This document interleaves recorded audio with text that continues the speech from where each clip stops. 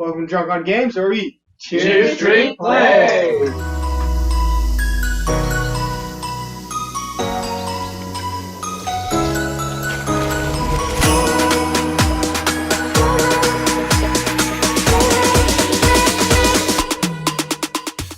Welcome to Drunk on Games, where we Cheers, drink, play! Think. On game. Today is the day Of the wedding! Woo! That's right. Day 5 That we were finally invited to. The rising sun brings with it a rising sound of chatter and commotion.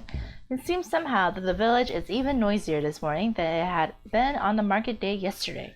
You rise and look through the window to find the streets already bustling, crammed full of gnomes. Do it. Gnomes run shouting towards one another, coming together like old friends long apart.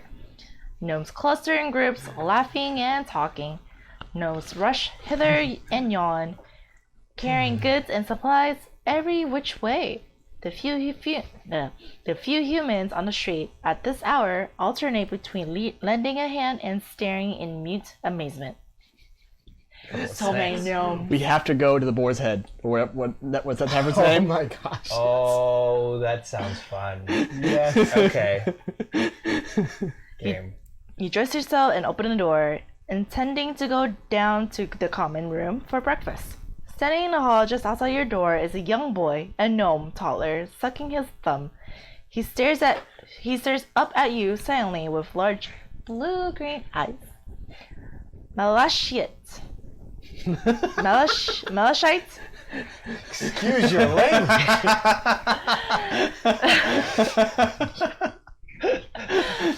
Oh, what a cute little boy. Malachite. Whoa. Malashite, there you are. A gnome man climbs the stairs into the hall. It is the father. He's young for a father, no more than his early 20s, with bronzed skin and a tangle of messy dark brown hair. The child toddles over to the man and is scooped up to sit held on the man's hip. Sorry if he was bothering you, says the gnome, before he hoists the boy over his shoulder and turns to descend the stairs. Let's go back up downstairs, buddy. The toddler flexes his fingers in your direction as a sort of unpracticed wave.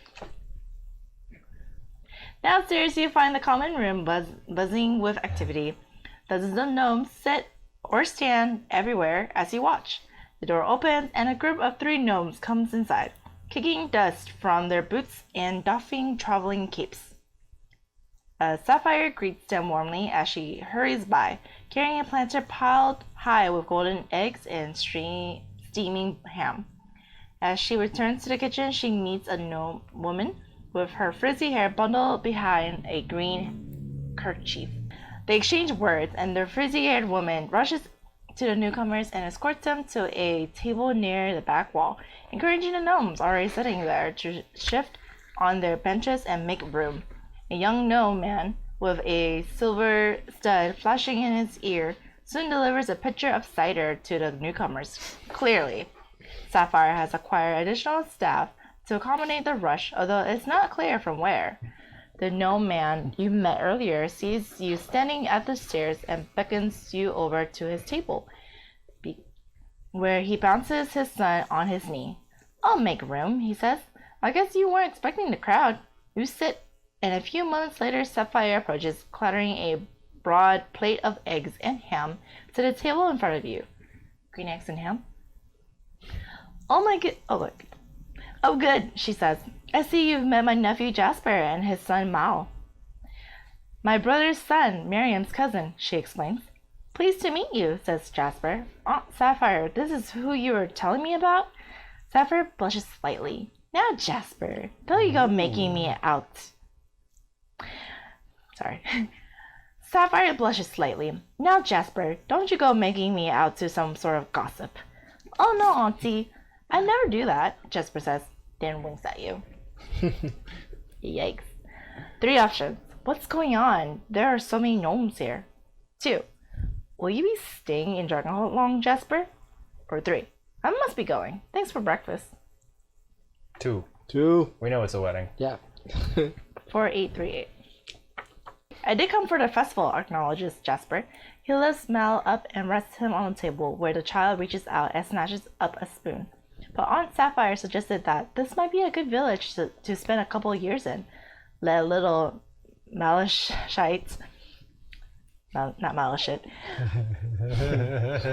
let little Malachite grow up a bit before I get back on the road. I still think so, says Sapphire, in spite of recent events. I'm sure everything will shake out well in the end. I hope so, Auntie, Jasper grins. If nothing else, Mal and I will go to know Cousin Miriam a bit better. 3 option. Is Mal's mother in Dragonholt too? 2. Are there any special events during the festival? And 3. Where will you be settling in, Jasper? Kind of want, yeah. Special The first one seems very, like, touchy subject, possibly. Yeah. I am ready to be very busy, says Sapphire.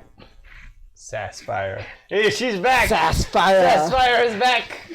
I am going to be very busy, says Sass.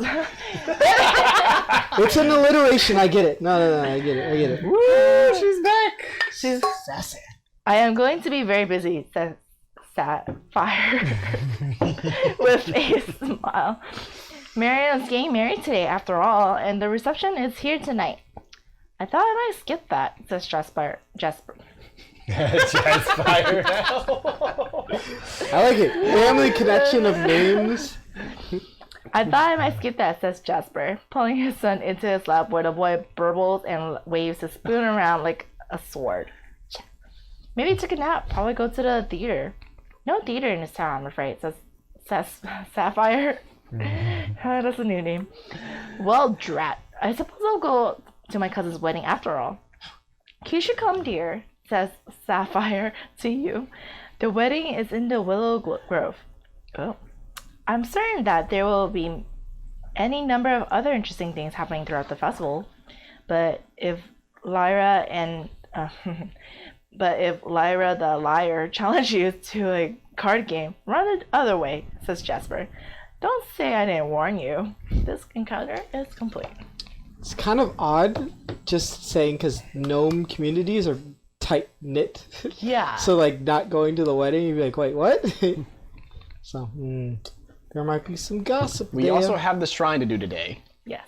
Shrine for now, I'll head- $27.90. I'll head to the shrine. The shrine is a building of white marble, with a domed glass ceiling, gardens, flowers, fruits, vegetables laid out behind the shrine, and surrounded by a low garden wall. In front of the shrine stands a marble column, a beacon of fire on its tip. Okay. Ooh, shrine. Got it. We've been here before.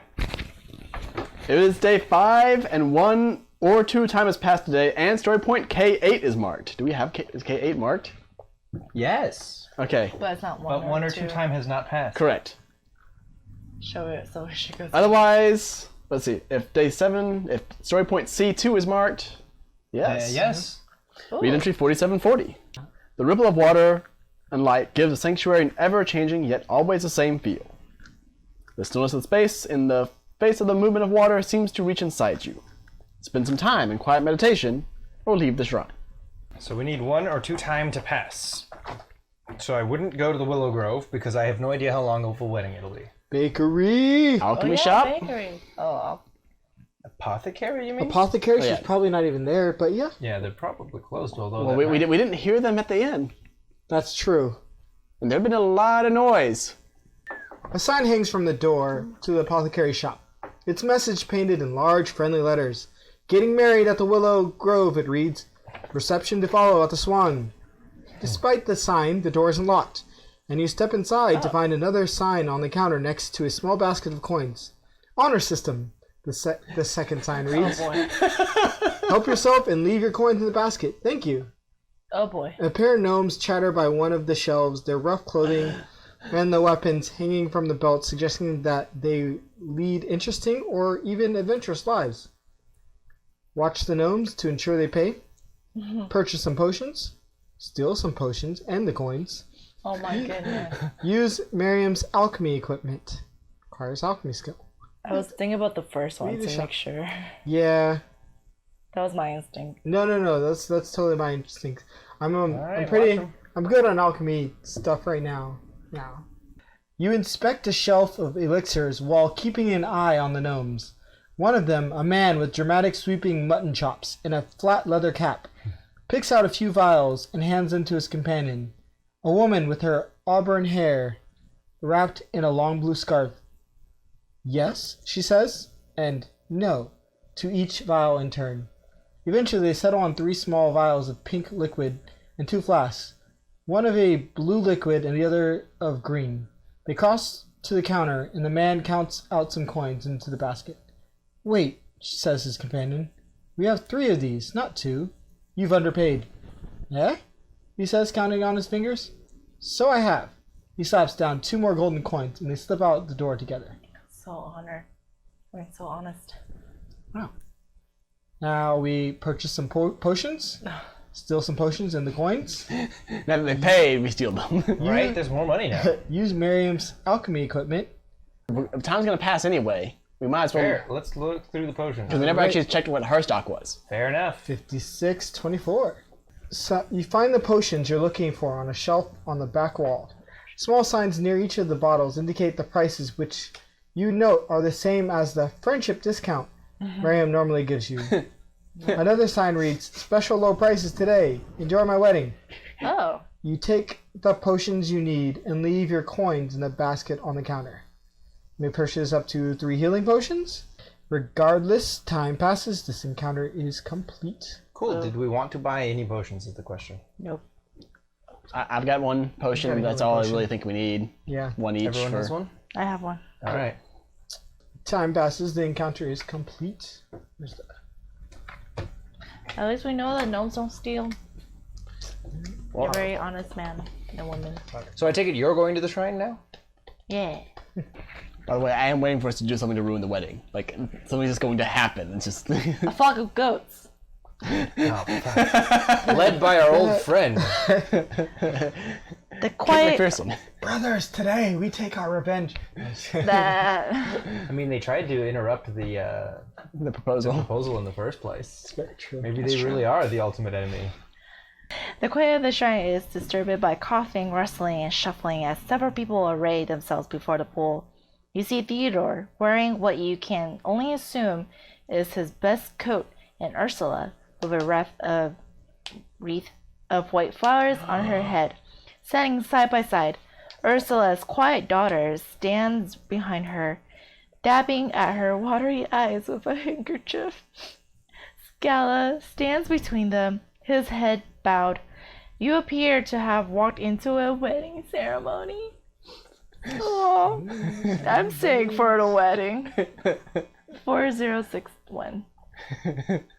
He's either saying a wedding or get the hell out. I'm saying. I noticed we didn't have much options there. Yeah, the only option was stay for the wedding. Right? Must be a very private wedding. On Theodore's side stands Hunter, the bartender from the Chatty Archer, and Thea's apprentice, Reginald, who for a change seems sober, but is blowing noisily into a handkerchief as he weeps. The elegant Ursula is flanked by her daughter Anne, Hunter's wife. Oh, Scala takes in the witness, nods to you, and raises his hands. I know you've both been waiting a long time for this, he says, so I'll keep it short. The audience chuckles and Scala begins his invocation. Spirits, he calls. We invite you to witness the union of these 2 people. Bless them, may their years together be long and fruitful. He closes his eyes, and the crowd falls silent. The murmuring of the pool and the whisper of the chamber grows stronger, as if the spirits were, indeed, gathering to watch. Scala opens his eyes once more. Normally, I do a speech about love, about lifetime commitment. I think you 2 understand that well enough. Let's have the rings, please. Hunter smiles and steps forward, pressing a gold ring into Theodore's palm. Ursula's daughter sobs and hands one of her mother as well. Theodore Carpenter, do you take this woman to be your wife, to have and to hold, to stand by in sickness and in health, until death parts you? I do, says Theodore, as he slips a ring onto his wife's finger. And do you, Ursula, take this man to be your husband, to have and to hold, to stand by in sickness and in health until death parts you. I do. I do. At long last, says Ursula, sliding a ring onto Theodore's hand. Then I pronounce you wed. You may kiss the bride. Finally, growls Theodore, and he gathers her, giggling into his arms, kissing her to much cheering and merriment from the assembly. You know, he says, this reminds me of... Not now, dear, says Ursula, putting her finger on his lip. Let's just enjoy the moment. Mark 1 progress in social practice. Time passes. This encounter complete. Oh, two couples got married today. So far. Yep. Well, We don't know. we don't know about the other one yet, but we're planning to. Do we? Village Hall. The Village Hall is easily the largest building in town. A tall edifice of pale gray stone with peaked windows of glass at irregular intervals. The main entrance is a pair of heavy oak doors standing at the top of a short but broad stone stair and flanked by a pair of columns. Day 5. The town clerk, an almost colorless man of off-white tunic, sits at a table in the center of the village hall. Gnomes, he mutters, flicking coins from one pile to another and tallying the count on a clacking abacus. Blasted gnomes everywhere. He finishes his count, apparently doesn't like what he sees, and then starts over. Oh. Have the stall fees paid to the penny? How did they... The message board has a very elegant-looking message proclaiming that the Countess' annual masquerade ball will be held in 2 days' time. Ooh. It also indicates that a special market will be hosted that morning, and that the orchard is seeking hired help. Another message in small, neat handwriting says that a newcomer to the village requires lodging while she completes her studies at Dragonholt's library starting tomorrow. Library's The wrong. note is signed Sasha. Encounter is complete. All right, everyone's tokens are back up. Who wants to walk us to the wedding? Me. I'm just kidding. Anyone else want to read? Nope, you said it. Go. Do you love weddings? You get to read about all of the weddings today. Yes. 1790. Well, it was nice to have them like, you may kiss the bride. I was just like, let's go to the shrine and see what happens. It's a wedding? I know, right? Unexpected. I know. I was just like, wait, who else? Oh, the people we made get married. That's Yeah. right. But we didn't expect them to be 1790. married on that day. Right? I didn't expect him to get married the whole time we're here. Granted, it makes sense. You spent your whole life wanting them. You might as well just jump it. The road leading south out of the village splits around a large grove of willow and oak trees. In case you guys forgot. Yes. The villagers seem to treat the grove as a sort of park or meeting spot. There are almost always children playing among the trees or families enjoying the sun and the breeze. You know, baby goats are named kids, so lots of children there. Kids. The willow grove is busy with gnomes of all descriptions. White ropes have been strung between the trees with festive ribbons dangling from them. A crowd is arrayed in a rough semicircle around a brightly painted gnome caravan parked between two willow trees. A small platform is suspended from the back of the caravan, and a pair of patchwork blankets hang from either side of the wagon to the nearest willow trees, creating a backdrop. As you approach the crowd, you see a number of people you recognize, both gnomes and others. Deegan and Tweagle, the guards, stand closer together, looking hot and uncomfortable in their black and white livery. Is it livery? Library. Yeah. Lady Rochelle, the Countess's daughter, stands with them in a ruffled peach riding dress with tall brown boots. Respect the baker laughs as he watches his daughter run in circles with a number of gnome children even smaller than her. Oh, wow. That's fair. They're dwarves, right? Yeah. Gnomes are tinier. Everyone seems to be standing around waiting for something to happen. Sapphire rushes out of the crowd to grab your hand. Oh, splendid, she says. You're here. Come, meet the family. Oh, goody. She drags you down toward the caravan stage, where two gnome men are standing in high-colored coats. Time to meet the father and brother of the bride, says Sapphire. Which one? Yes. She turns you to the older man, a slim, straight gentleman with white hair and a sharp mustache. He bows a little stiffly in your direction while he tugs at his collar. Isaac, he says, I'm Miriam's father. I heard so much about you. That's his stock answer when he meets anyone he doesn't recognize, says the younger man with a twinkle in his eyes. I'm Hiram, Miriam's brother. He bows and doffs an imaginary hat. Good to meet you.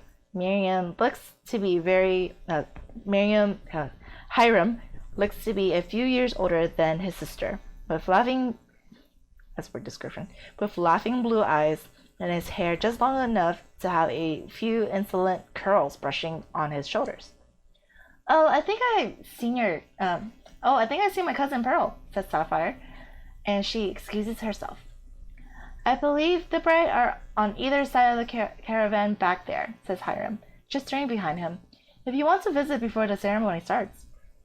Have you met this Braxton? Says Isaac. Is she a good sort? Papa, says Hiram, placing a hand on his father's shoulder. Miriam wouldn't be marrying her if she weren't. Anyway, Aunt Sapphire likes her. Says the older gnome, nodding. 6 options. Mingle with Miriam's father and brother. Approach Grisback and Penny.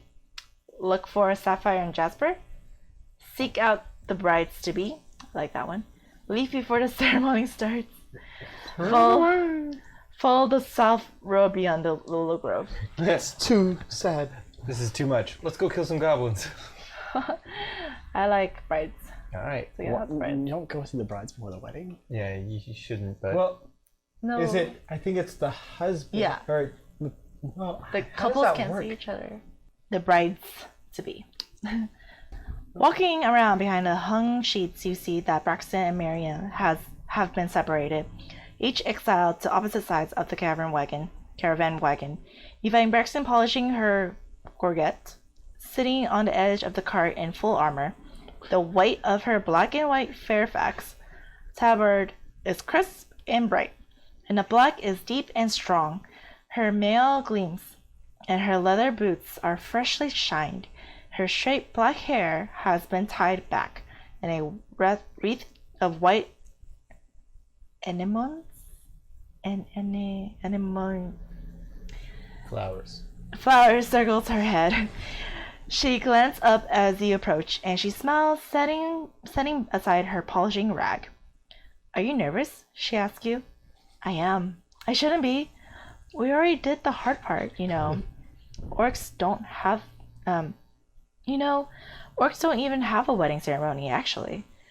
There's a celebration, but for us, the wedding is just part of what humans and gnomes consider the proposal. As far as I'm concerned, we're already married, and this is just a formality. She looks down at the gorget and blows out a sigh. So am I nervous? She lifts the gorget to her neck and fastens it in place. It's her family. I need them to like me. They're so important to her, and they've never even met me. What if they don't like me? I'm so happy I'm reading this. Eat them. It's like her reading a drama story on her own. She stands and fingers the silver chain in her bridal necklace, where it lies on the side of her neck. This is torture. I'm not fearless like Miriam. She reaches out to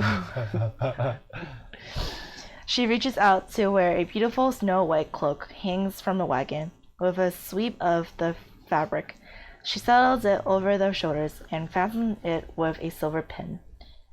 You can do this, Braxton. You're a knight. A few dozen gnomes armed with judgmental stares is not the most dangerous thing you've ever faced. She nods to you. Thanks for listening. I'm ready. Yep. You can tell the others. Read 2967. That was funny. We didn't say anything. She just talks to herself. Hi. Just want to wish you good luck. 2967. On the other side of the cart, Miriam On the other side of the cart, Marianne is pacing back and forth, pausing to peek through the curtain and wringing her hands. She's wearing a new skirt of blue Helen cloudwear over tall lace boots. That's different. Yeah. Her jacket is new as well, waist length of thick fawn lining. White wildflowers are braided into her red-brown hair, and a spray of white lace emerges from her cuffs.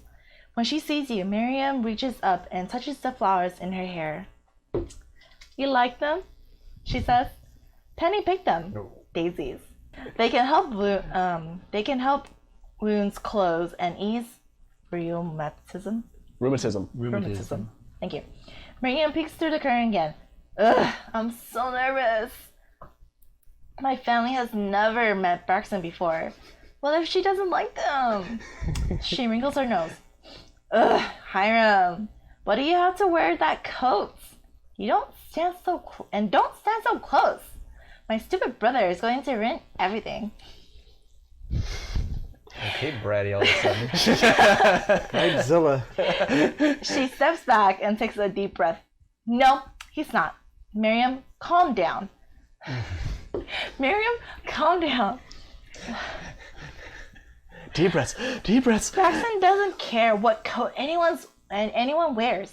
She won't hate your family. That is so hard, she says as she turns to you.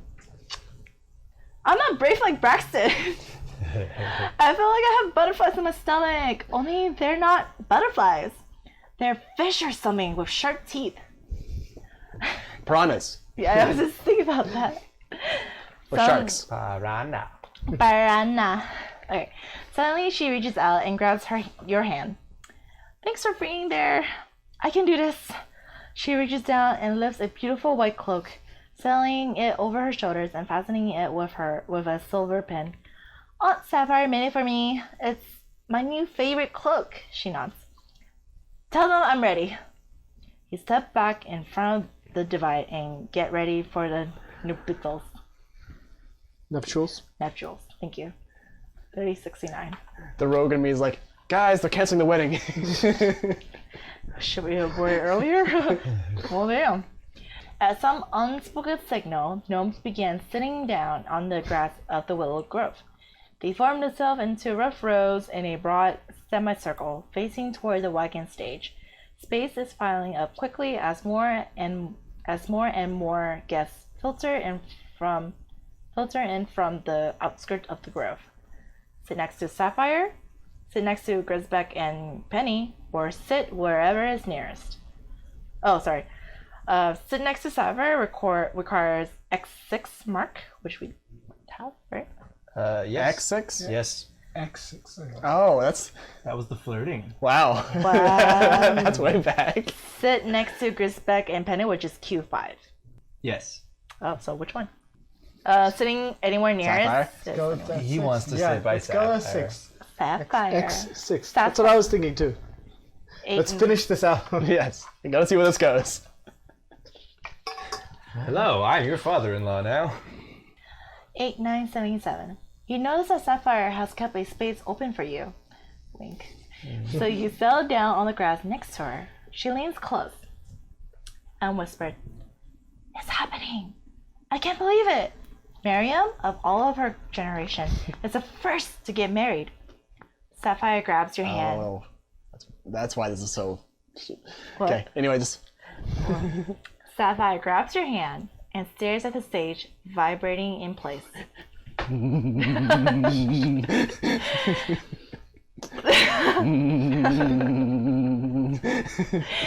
Yeah, Sapphire, if she's worried that she'll be more beautiful than the bride. Dang. Turning on the charm. Oh, I shouldn't think so, she says, still distracted. I made Miriam's outfit myself, and it fits her perfectly, and Braxton sure knows how to fill out a uniform. She trails off as the implications of your comment filter through her excitement. She blushes and swats your arm. Behave, she says. This is their day. No, other people got married too. She doesn't know that. She wasn't invited. I think the answer is for now. Read passage 812. And some flirt on. Hey. So fantastic. I'm glad they let you flirt through it. It's stupidly great. 8123. A hush settles over the crowd as Scala, the orc shrine attendant, walks to the wagon. He climbs up onto the stage and raises his hand. Like it's second time. Hello, everyone, he says. I understand that Gnomish tradition calls for an elder who knows both of the intended to perform the ceremony. I was very pleased to be invited to do so for these two women. If you all here with me, I'll do my best to keep this short. Brief. Keep this brief. Okay, because gnomes are short.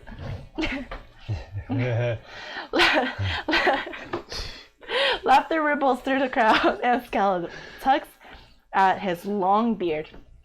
He gestures and musicians begin to play a stately tune somewhere behind you. Does he ever do long weddings? Dun, dun, I'm kind of curious dun, now. dun, dun, dun, dun, Maybe yours. dun, Long whisker. Stately. One by one, Marian's father and brother walked through the crowd and stand to one side of the stage. They are followed shortly thereafter by the captain of the guard, Tweagle, in his uniform, and Rochelle, the countess's daughter, who stand opposite. Someone is missing, Scala says, glancing between them. Then his eyes rest on you. Aha! Come. They want you to stand witness too. Again? You stand and join the others down below the stage. Witnessing a lot here. Yeah, right. My eyes can only hold so much. The music stops, then starts again in a brighter and more sprightly tune as Braxton and Marion walk out from behind the hung curtains, each emerging from the opposite side of the wagon. Braxton is wearing her guard uniform and a crown of white flowers, while Marion wears a flowing blue skirt with white flowers braided into her hair. New white cloaks flutter from their shoulders.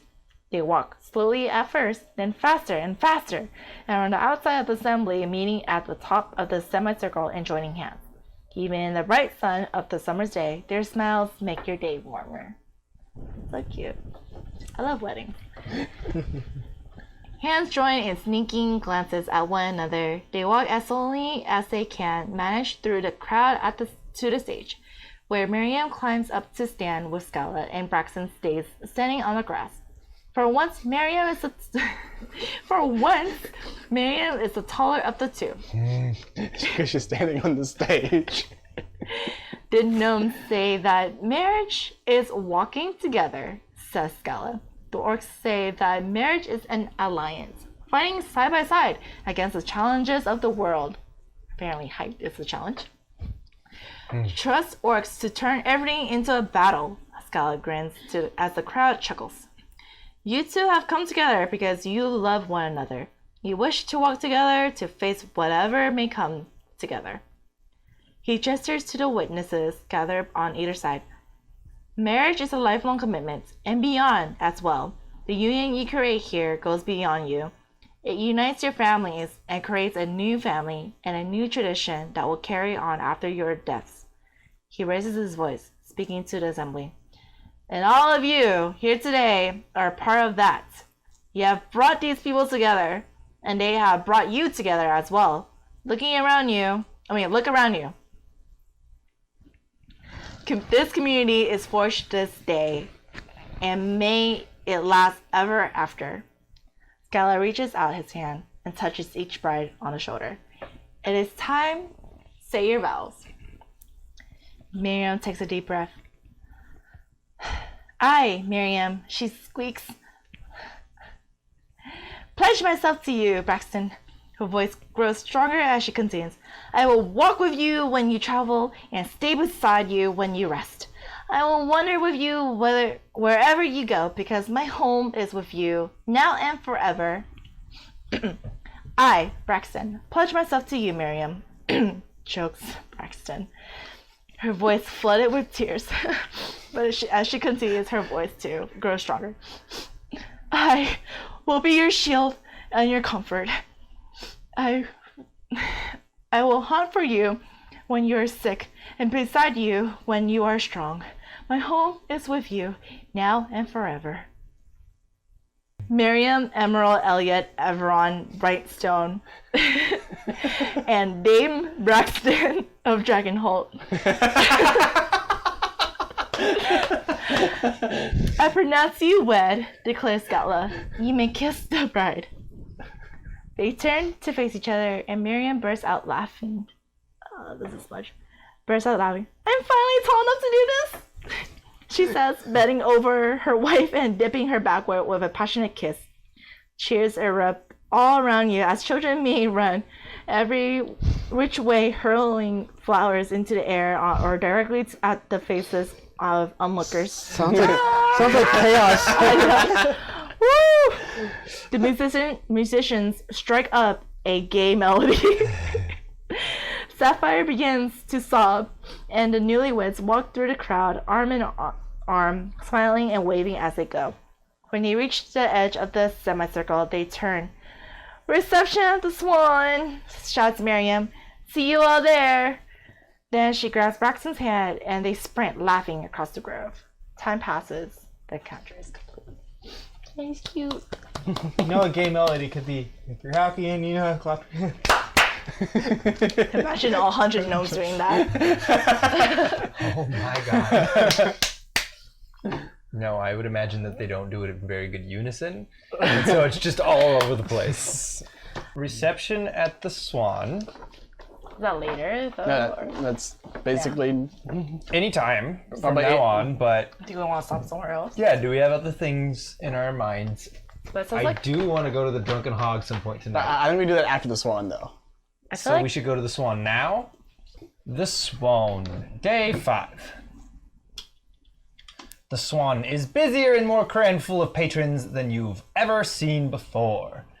The scattered humans, orcs, and dwarves of Dragonholt cluster in corners, or in one case, sit with their feet drawn up under them by the fire, looking about with wide eyes at the seemingly endless parade of gnomes that fill the rest of the available space.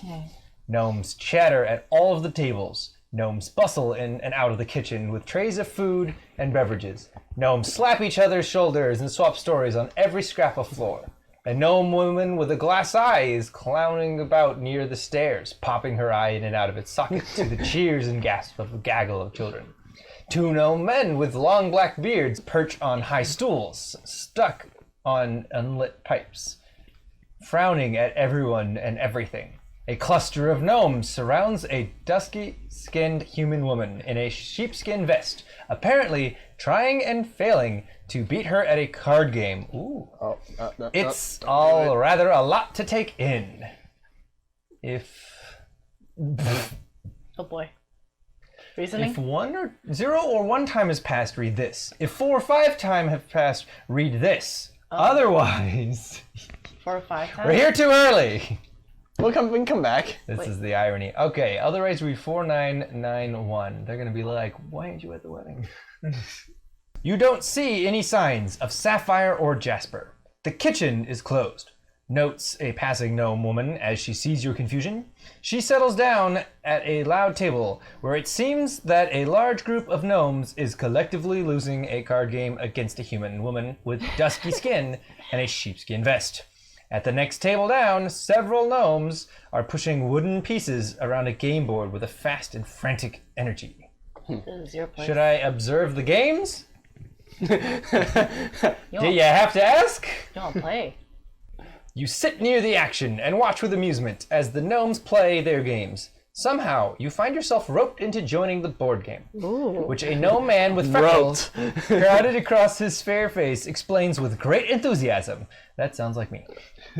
It seems to be a game about claiming territory. I hate territory control games. No, you don't. I do. You're so good at it. No, not those. Oh. Only to abandon it at key points to seize better territory with the same pieces.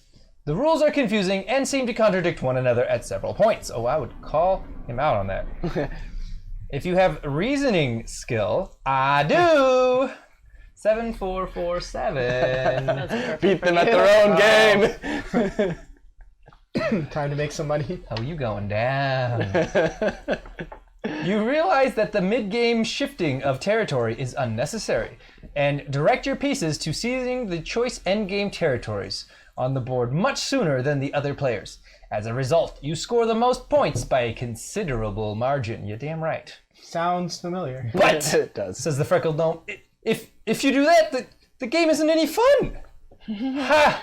Laughs another player, a gnome woman with a glass eye. Oh, but you're only saying that because you got beat. Well played, she says to you, offering her hand. Let's go again, says the freckled gnome. I'm ready for you this time. Mark 1 in social practice. Time passes, the encounter is complete. Woo! Be on his own game. Hey, we mastered social practice on that one. What the? By, of course, playing board games. Now you can learn deception, empathy, performance, persuasion, and streetwise. Who wants to go back for the actual dinner party? One of these two. It's okay. That was worth it. I am honestly down. I'm going to take empathy for my last Okay. experience. Forgot what it was again. And it was the fucking reasoning skill again. I've like never used anything but reasoning. Anyone got streetwise? Where are you going? Turning myself around and going back in. Hey guys, we should go. Nope, back in. Is the kitchen open yet? Walks out, Maybe. comes back in. 7,400. 7,400. I will skip some Can't stuff. believe it was all about board gaming now. Right. Of all of the things for me to run into, y'all wanted to go. It's day 5, right? That was perfect. That was great. Seriously. Miriam and Braxton's wedding reception has begun, adding to the chaos of the common room. God, it was already chaotic. The wedding party has claimed a long table under the windows, where you see Miriam seated next to her father. Sapphire waves to you as she passes, headed to the kitchen, where you see that Grisback the baker is hard at work on what you presume is the traditional wedding cake. Penny, Grisback's daughter, waddles past with the gnome toddler Mal balanced on her feet, cackling with delight at each step they take together. I played that game a bunch with the kids. That's cute. Sit with Miriam and her father. Watch Penny and Malachite. Should have a nephew named Malachite. Oh, that's how you A pronounce cousin. it? Yeah. Malachite. Not malachite. Malachite play. Help out in the kitchen. Return to your room for a while. Run away to the room. It's too loud. Leave this one. Should we sit with them and drink and eat? Yeah, just thinking, sit with Miriam and her father. At Miriam's frantic waving, you settle down across the table from her and her father, Isaac, a slim frantic gnome waving. with a sharp white mustache. Daddy, she says, this is who I was telling you about. I see, says Isaac.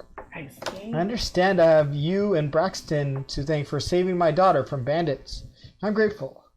Me too, says Miriam. She hops to her feet and smooths her wavy blue skirt with one hand. Speaking of Braxton, I'm going to go look for my wife. She giggles and flounces off, leaving you and Isaac together. So, go to Miriam says you taught her alchemy. Any good stories from your travels? Miriam doesn't talk about her mother much.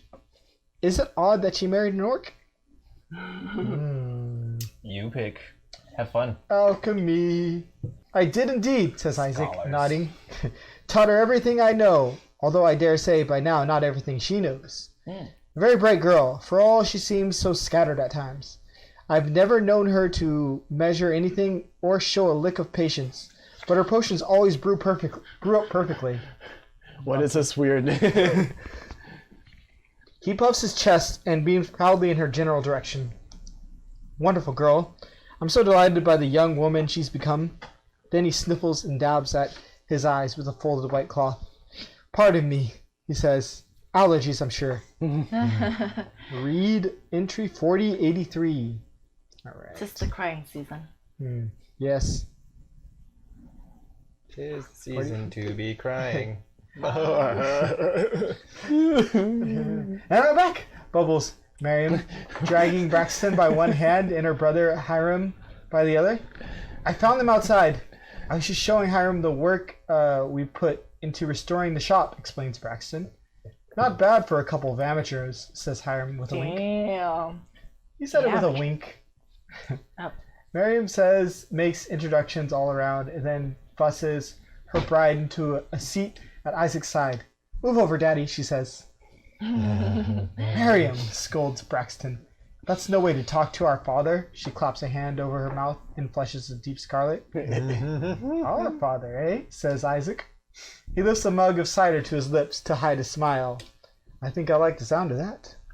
What's next for the happy couple? Was Miriam a troublemaker as a child? What do you keep yourself busy with, Hiram? Any fun stories about Sapphire? Requires story point X6. We have that. Of course. Keep If it going. requires something and we have it, why not? Keep going. 93, Oh boy. 19. 90. Wow. So how many weddings today? Miriam, Two going on, maybe 3. We already have all the gnomes here. Who knows? When we get to the boar's head, maybe that guy finally accepts that there's gnomes and is going to get married. Alright. He found his one. It is to a his gnome. friend that he keeps arguing with. Right? That's been the playful hitting on the whole time. Right? You see? You never know. Miriam grins and playfully punches your shoulder. This one here has been putting the moves on our sweet Aunt Safi. Oh, really? Exclaims Hiram. Safi might find herself a suitable partner yet. After that business with Sapphire deserves every happiness. Hiram leans towards you and speaks in a not at all quiet whisper. Papa doesn't like to talk about Tybalt? Talbot. Tybalt. Tybalt. Oh, someone Tybalt. else? I think it's somebody different. He explains, because of the no good so broke Aunt Safi's heart. Oh. I'd simply rather focus on the positive, says Isaac.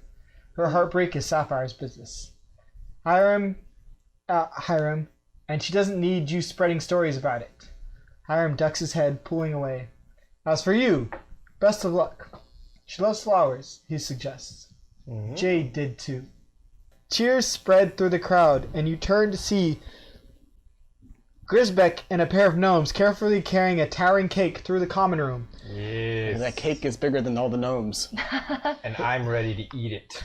It rises up and up, layers of custard and sponge cake shot through with currants, all crowned with mountains of cream and colorful flowers and berries. Like flowers, she say. Yeah. Oh my, says Braxton as the dessert arrives at the bridal table. That looks incredible. Good enough to eat, chirps Miriam. With dinner finally served in full, the guests all settle down into their seats and begin to eat. Sapphire stands up on her chair and welcomes everyone, including those poor innocent passerby who thought they were just coming for a normal evening at their favorite inn. Have you seen this town for the past 24 hours? Don't know. still going. This morning. They weren't there last night. It's true. We woke up to it. The good news, she says, is that you eat free tonight, and all you have to do is suffer through a few toasts. Chuckles spread through the crowd as Sapphire looks down at her niece and smiles. Miriam and Braxton are embarking on one of the greatest of life's journeys, and they're doing it together. Seeing the joy they bring each other, I can't imagine anything different. She raises a glass of sparkling wine. A gesture echoes across the room. To Miriam and Braxton, she calls. To Miriam and Braxton! Miriam and Braxton! May their journey together be long and never boring. Never. Not likely. Very unlikely. Yeah. More toasts follow from Hiram, from Miriam, herself. Even Isaac, slightly tipsy, stands up to say a few words. Your focus, however, is on the food. Of course it is. Steaming roast duck, crisp greens dressed in oil and vinegar, rich brown bread with soft goat cheese, stewed vegetables fragrant with lemon-tinged spices, a traditional gnomish flatbread of milled corn and peppers. This game is not fair. The food seems to never end, and it fills you with warmth and joy. You each recover 2 stamina. Yay! Stamina. Stamina. Cinema. Stamina. I still have high. Mark Hey. 1 progress in social practice. Too bad. It's ooh. Time passes. Eventually, you and everyone else are full and the crowd pushes away from the tables. Some leave the swan off to tend to their own business elsewhere, while others cluster into groups as tables are cleared away. Sapphire and Isaac take seats by the fire, sipping mulled wine and reminiscing about the past. Miriam and Hiram drag Braxton to a nearby table, promising to teach her all about their favorite game they played as children. Jasper and Grisbick share a bottle of mead as they watch their children run shrieking through the room, chasing each other around. Join Miriam, Braxton, and Hiram for a game? Sit with Sapphire and Isaac and talk? Watch the children with Grisbick and Jasper? Return to your room for a while. I'd either play games or go with him to... So let's sit with Sapphire and Isaac and talk. Alright. I've already played enough 74. games today and proved it, so... Oh, you're right. You played my share of dating simulators. Let's go. 58-74. Make this ship work. This ship is going to set sail. See, I'll have a nice wife who cooks. I'll have a pet cat. It'll be great. Dang. I'm not that opposed to this arrangement. I will get fed. Do nothing And then we else have entertainment for the rest of end. life, you say? Stick around and eat and put on random performances. That's a life. Dance, kitty, dance. Yes. You settle down by the fire with Sapphire and Isaac. I was just telling Isaac how much Miriam reminds me of my sister at her age, says Sapphire. I can see it, says Isaac with a smile. I don't see much of myself in her. It's there, says Sapphire, underneath. She's thoughtful and clever, Isaac, like you. You flatterer, says Isaac, preening his white mustache. Alright, I guess. This is more evil. Options? Where have you been traveling, Isaac? Do wanderer gnomes settle in one place for long? What was Miriam's mother like? Mother. Yeah, I'm thinking this has been mentioned enough. I think we go to mother. 27-83. Sounds like she was crazy.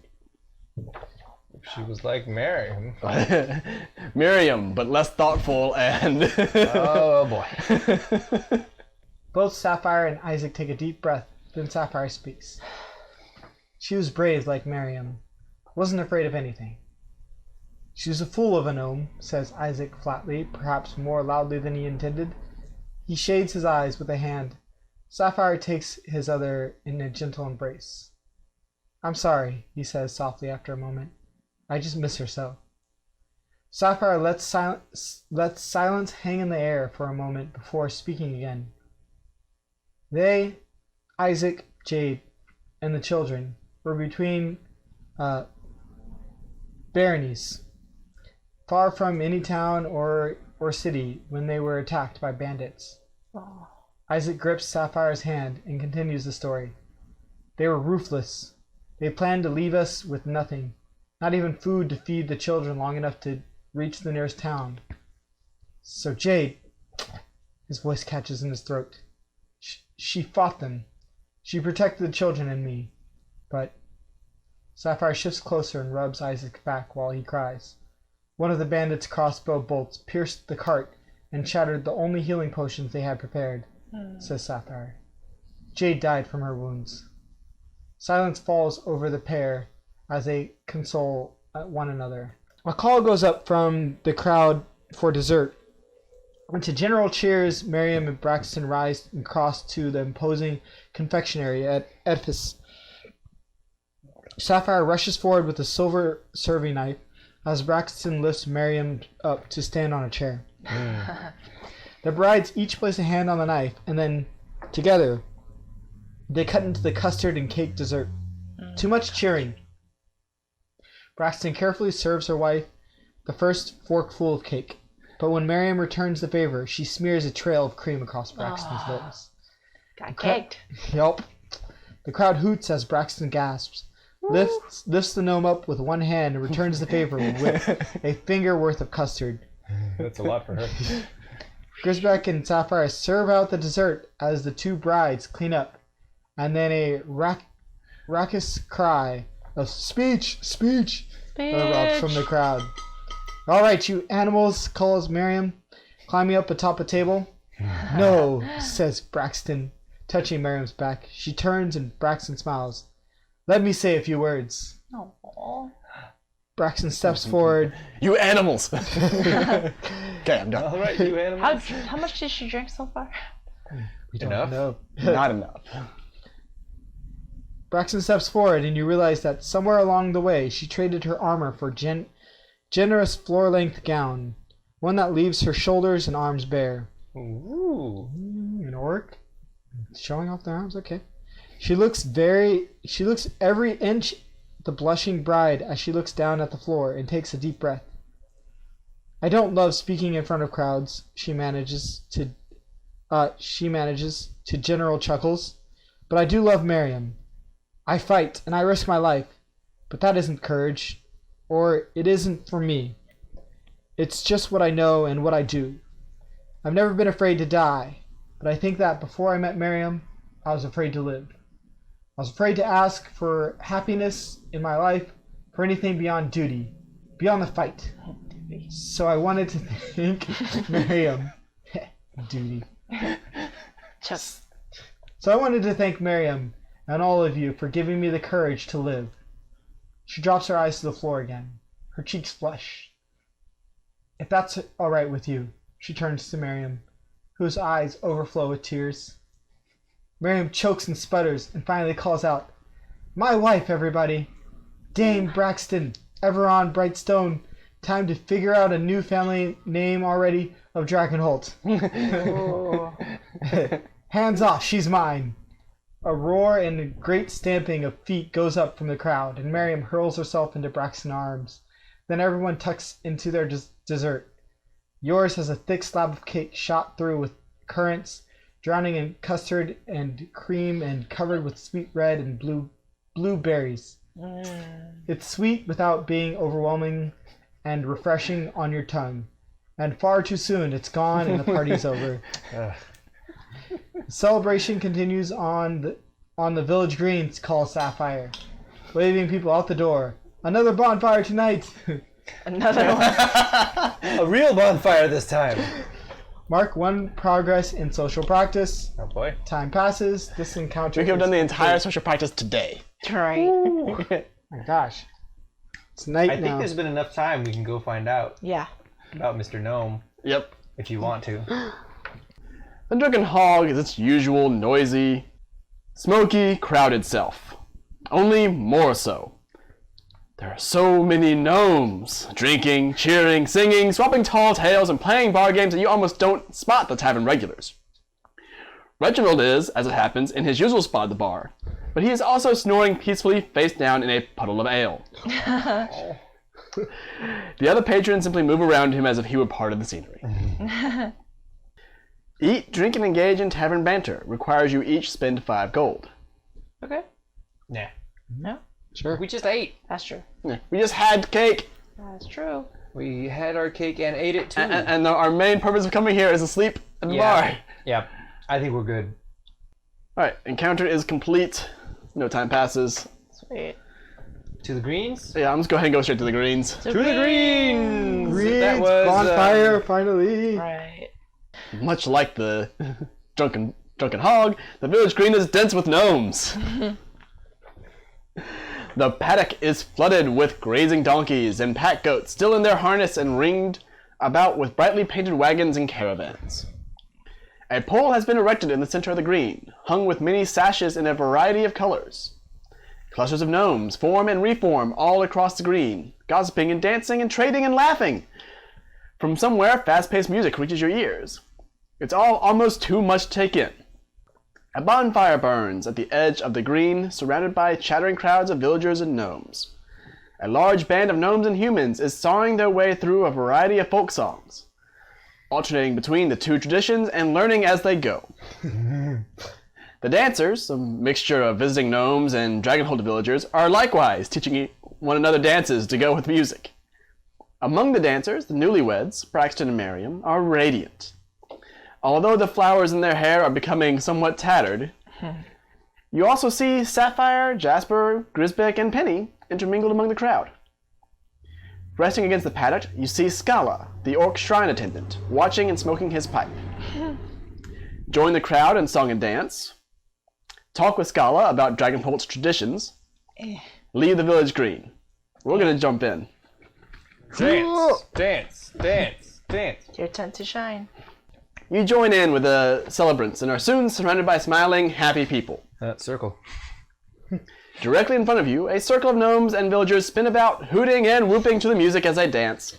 To your left, a group of musicians has launched into a fast-paced jig, while a chorus of, mainly gnomish, singers provided the lyrics.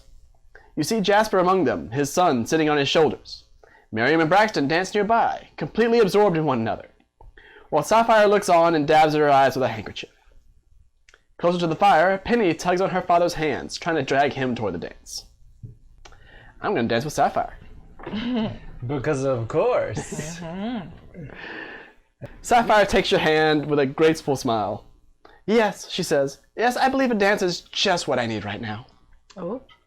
If story point X6 is marked. Yes. We've checked that a lot today. Right, 1645. You and Sapphire move to the music, spinning and laughing as the song skirls around you. When it ends, a slower and more stately song begins, and Sapphire draws in close to you. Ah, she sighs. Festivals always make me feel young again. You point out that she's far from old, and she laughs, giving your hand a squeeze. Flatterer. But you're not wrong. I've still got a fair few decades left before it's time to totter off into retirement. Plenty of time for a new adventure. She looks up at your face and smiles softly before glancing away, her cheeks pink. You dance together for a long time. Time passes, the encounter is complete. Nice. So cute. Sadly, nothing marked. Yeah, one of these days. Like, one of them's gonna give me something. We still have one more event for today. My token is officially done now, because I've done it twice. Oh yeah, we're all back. So, what do we want to do to end up the night? Chatty Orchard would be open, right? Chatty Archer? there another- Chatty Archer would be open. Yeah. Actually, good point. Let's go to the Chatty Archer and see if we can crash the other wedding reception. That's another. The other wedding today. Oh. Well, okay, hold on. Would it be at the Chatty Archer or the Countess Inn, though? Counts in. It'd It'd be probably on be the Countess Inn. Then let's go to the Countess Inn. Worst case, we just leave and go to the Jetty Archer. Fair enough, afterwards. 4,200. After the rolling, gnome-filled riot that is Dragonholt streets today, the Countess Riot. Inn is a blessedly quiet respite. But it is not free of Report. gnomes at all. A large number of them, mostly wearing browns and greens, with waistcoats for the men and sensible dresses for the women, fill the common room, quietly sipping tea or nibbling biscuits. The few regulars seem to have adapted to gnomish invasion with no visible discomfort. If exactly 4 time had passed and it was K8 marked, we could have read something. We don't have... Oh, we do have K. Oh, yeah, we would have. We would have been there after the wedding, which, by the way, it also said a different one for if 2 or 3 time had passed. So I think the reception's already over. Yep. A small group of silver-haired men and women ponder over a board of light and dark square. Oh, we're going back to games then. Of course. A man half reads, half dozes by the fire. The room is filled with vibrant, intense hush. Ursula sits in her usual seat beneath the painted tree, sipping tea from a silver cup. We've done all these things, so we should leave. Aww. Where do you Who want wants to to go to the Archer? Or wherever, because we're pretty sure that was supposed to be the reception. Aw. Just sad we missed that one. Now, we could have had it instead of my board game. Wait. Yep, you want the Archer, huh? Yeah. 6,500. Why do you think board game was worth it? Oh, it was super good. No, it's introduced you to a complex game. You beat them. Play with their own I game. do that all the time. Reasoning. Yes, that happens a lot, actually. Hashtag I do quite reasoning. have good reasoning skills. An orchard but lies under a maple tree outside this rustic lodge-style tavern. Several arrows are struck within it, and others stand point down in the earth by the tavern's polished pinewood door. A strung bow hangs over the door, nestled under the awning to protect it from the elements. The hall is crowded with villagers and gnomes. Really. Chattering, gesticulating. Thank you. Oh, really? Well, all kinds of manner of things. Yeah. And swapping stories. Theodore, wearing what seems to be his best coat, is in his usual spot by the bar, telling stories. A small group of gnomes is playing a game in which they throw beans into mugs of beer laid out on the table. It seems that the game is punctuated by drinking the beer. So, Drinking games. beer bean. Yeah. But you cannot discern the hows or whys. Oh. I will if you let me. Hear Theodore's story, order something to eat, or leave. Here's his story. Let's do that one. 8, 7, 8, 6. Why aren't you with your wife? That was earlier? That's true. They did have a crack of dawn wedding. Now, this was back in the war, says Theodore. Which war? Interrupts the gnome man with a tall hat. Ah, the first one, says Theodore. First one, says the gnome, cocking his head. Just how old are you? Not the first war ever, explains Theodore. The first war I served in. The one before the Two Barons War. Well, what was its name then? It was... The Three Barons War. That's why there's only 2 in the second one. It was, it doesn't matter, says Theodore. The point is that during the war, was it the one Baron War, like the number 1? Asked another gnome, a woman who is merrily and a little drunkenly braiding her hair back along the side of her head. That would make sense, wouldn't it? Says the gnome with the hat. Theodore sighs and taps the bar, ordering another drink. I give up, he says. This is when reasoning fails. Ho! Calls a gnome from near the door.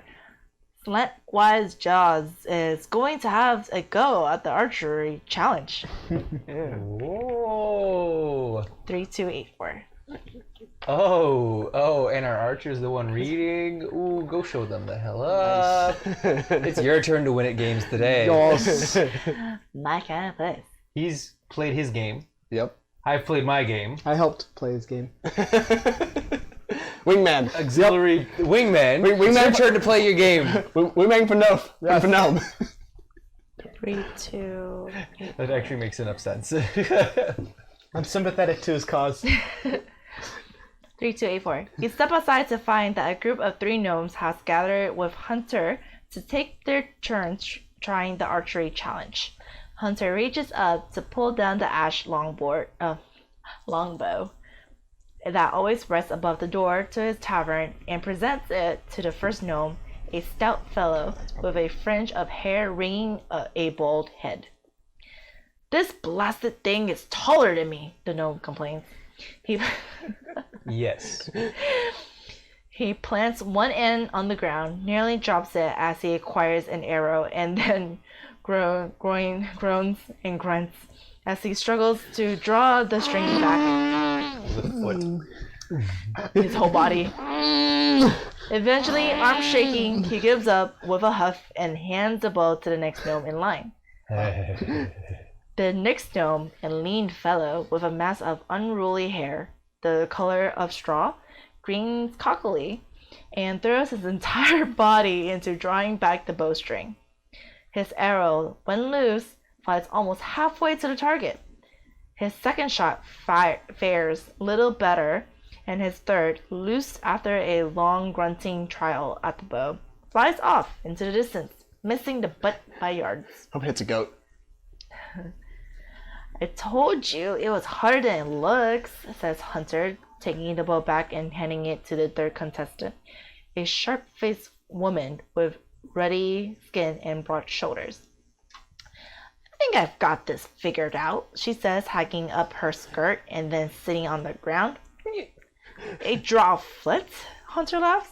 I admit, I've not seen that tribe here before. Watch and learn, crows the woman, bracing the bow against her feet and then pulling the string back with her arms. Knew it. She lifts her feet in the air, wobbling slightly, and loses her first shaft.